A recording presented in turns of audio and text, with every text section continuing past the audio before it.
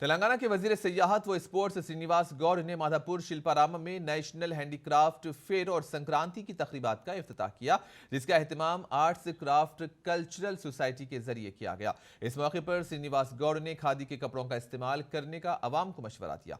इन्होंने कहा कि खादी के कपड़ों के इस्तेमाल से जिल्दी बीमारी लाहक नहीं होगी। श्रीनिवास गौड़ ने कहा कि शिल्पारामम का मतलब सकाफत, रिवायत, दस्तकारी और फनून है। हुकूमत दस्तकारों की तरक्की के लिए मौसर इक़दाम कर रही है। दस्तकारों को करोड़ों रुपयों की सब्सिडी फराहम करते हुए उनको तरक्की दे रही है।